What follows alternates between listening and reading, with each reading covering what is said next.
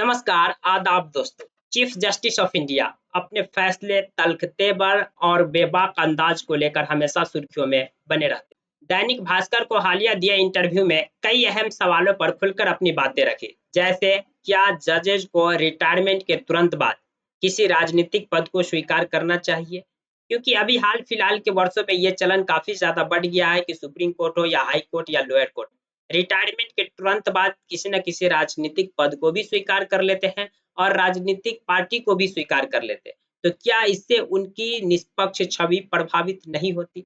इसके अलावा भी कई अहम सवाल जो हमारे और आपके दिमाग में हमेशा उठते रहते हैं, इन सवालों पर खुलकर अपनी बात chief justice of India D.Y.. Chandrachud रखे।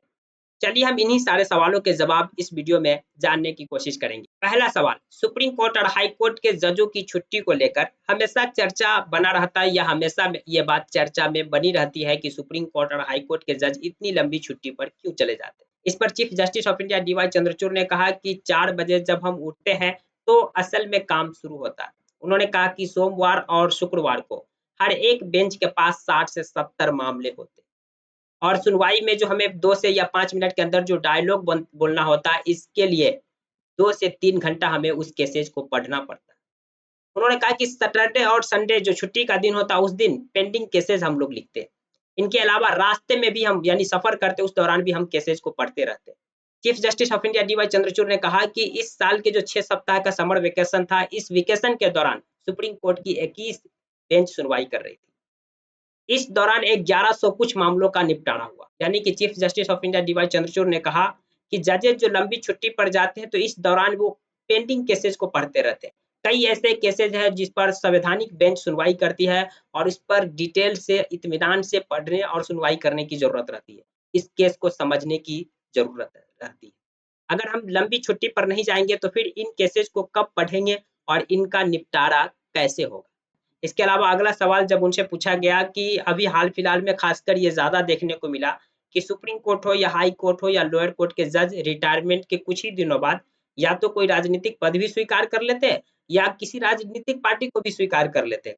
इस पर chief justice of India D.Y.. Chandrachud ने कहा कि एक कूलिंग पीरियड होना ज़रूरी है। यानी कहने का मतलब जो जजेस हैं, पहले तो ये तो उनकी अपनी व्यक्तिगत राय है। उन्होंने कहा कि मेरे हिसाब से उन्हें किसी भी राजनीतिक पद पर नहीं जाना चाहिए या किसी राजनीतिक पद को जो स्वीकार नहीं करना चाहिए।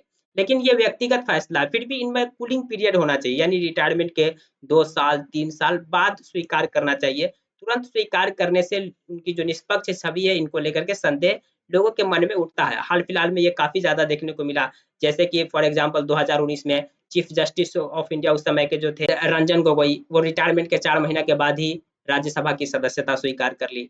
इनके अलावा भी उस समय के कई सुप्रीम कोर्ट के जज हैं, जो रिटायरमेंट के तुरंत बाद किसी न किसी राजनीतिक पद को स्वीकार कर ली, जैसे कि राज्यपाल का पद एस अब्दुल नज़ीर ने स्वीकार किया था। इनके अलावा जस्टिस अशोक भूषण, ऐसे कई जजेस के एग्ज़ाम्पल हैं, जो हाल-फिलहाल में रिटायरमेंट के कुछ ही दिनों बाद कोई न कोई राजनीतिक पद स्वीकार कर लिए। अगला सवाल जब चीफ जस्टिस ऑफ इंडिया से पूछा गया कि आम लोग सुप्रीम कोर्ट हो या हाई कोर्ट या किसी भी अदालत में जाने से क्यों डरते हैं, क्यों घबराते हैं? इस पर chief justice of India D.Y.. Chandrachud ने कहा कि मैं रोज अदालत जाता हूँ, लेकिन मुझे डर नहीं लगता क्योंकि मैं जज हूँ।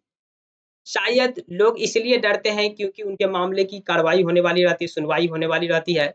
किस वकील को हम अपना पैरवीकार बनाएँ, कौन वकील बढ़िया है, कोर्ट की भाषा सुलभ नहीं है जो उसे आसान भाषा में समझ में आए। ये कई अन्य कारण हैं जिसके कारण लोग अदालत में जाने से डरते और घबराते हैं। अगला सवाल जब उनसे पूछा गया कि सुप्रीम कोर्ट और हाई कोर्ट की सुनवाई अंग्रेजी में ही क्यों होती है? अगर हिंदी स्थानीय भाषा में होती, तो ये आम लोगों के लिए और सुलभ होता और आम लोगों के लिए और अधिक पहुँच होती वहाँ तक। इस पर chief justice of India D.Y.. Chandrachud ने कहा कि मैं ये बात मानता हूँ कि सुप्रीम कोर्ट और हाई कोर्ट की भी सुनवाई मतलब हिंदी या स्थानीय भाषा में होना चाहिए। लेकिन प्रॉब्लम की बात ये है कि कई जो जजेस वकील साउथ इंडिया से आते हैं, जिसे हिंदी नहीं आती। उन्होंने कहा कि मैं 3 सालों तक उत्तर प्रदेश यानी इलाहाबाद हाई कोर्ट का चीफ जस्टिस रहा, मैं इसीलिए मुझे अच्छी हिंदी आती है और मैं कई बार सुनवाई के दौरान गवाहों के बयान हिंदी में ही सुन लेता हूँ। लेकिन साउथ इंडिया के जो केरला का और तमिलनाडु के जज हैं, उन्हें हिंदी नहीं आती। तो फिर वो किसी मामले की सुनवाई कैसे करेंगे?